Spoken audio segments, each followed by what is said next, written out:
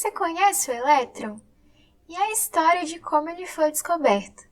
Uma partícula tão pequena parece até impossível, não é? Vem conhecer essa história. Joseph John Thomson foi um físico britânico nascido em 18 de dezembro de 1856. Começou seus estudos ainda jovem e em 1880 recebeu seu diploma de bacharel em matemática, além da oportunidade de realizar trabalhos no laboratório Cavendish. Seu trabalho mais notável está associado à descoberta de partículas subatômicas, chamadas por ele de corpúsculos, e posteriormente denominadas elétrons. Esses estudos sobre a condução de eletricidade em gases renderam-lhe um prêmio Nobel de Física em 1906. Curioso com a temática dos raios catódicos, ele refez alguns dos famosos experimentos de William Crookes, com a ventoinha, com a cruz de Malta e com um campo magnético gerado por um ímã. Thomson chegou às mesmas conclusões que Crookes. Os raios catódicos possuem massa, se propagam em linha reta e têm carga negativa. Mas ainda restava um mistério. Ninguém havia conseguido desviar os raios catódicos com um campo elétrico, o que contrariava o fato de eles serem partículas com carga elétrica. Thomson desconfiava que a ampola não havia sido suficientemente evacuada.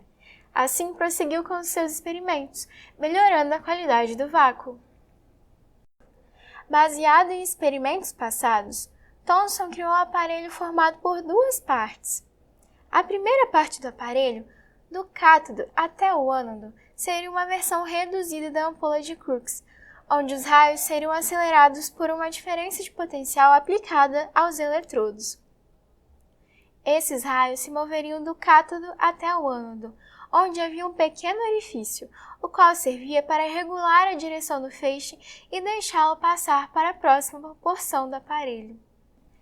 Nessa segunda parte, os raios catódicos carregados negativamente poderiam interagir com o campo elétrico criado por placas paralelas, como também com o campo magnético, gerado por ímãs nas laterais do aparelho. No fundo do tubo de vidro havia um material fluorescente, que seria marcado quando os raios colidissem com ele, permitindo estudar o desvio dos raios provocados pelos dois campos. Thomson fez diversos testes com seu aparelho. Em especial, destaca-se o experimento em duas etapas, que permitiu calcular a razão entre a carga elétrica e a massa dos corpúsculos constituintes dos raios catódicos. Na primeira etapa, ele manteve os dois campos ligados e perpendiculares entre si. Regulou então os valores desses campos, de modo que a força elétrica cancelasse a força magnética. Com isso, os raios se deslocaram sem desvio, em um movimento retilíneo uniforme. Com os valores medidos dos dois campos, ele analisou a equação de equilíbrio entre as forças e calculou a velocidade dos raios. Na segunda etapa do experimento, ele desligou o campo magnético e observou o desvio dos raios devido apenas ao campo elétrico. Nesse caso, eles eram acelerados em uma direção perpendicular às placas, descrevendo uma trajetória em forma de parábola, se aproximando da placa positiva.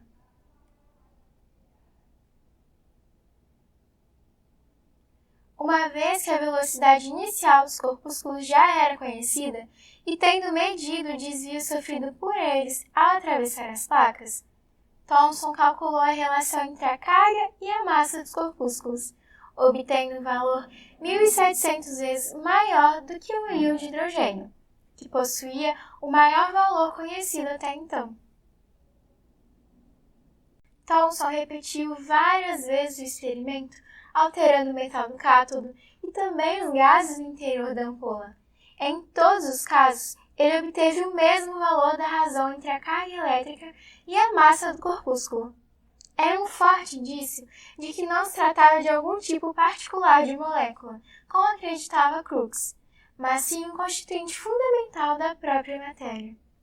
Assim, em 1897, Thomson relata em uma conferência a descoberta de corpúsculos menores que os átomos, contrariando o modelo de Dalton, em que o átomo era considerado uma esfera indivisível. Alguns anos depois, propôs uma nova teoria atômica, que ficou conhecida como o modelo de Thomson. Mas essa história fica para outro vídeo.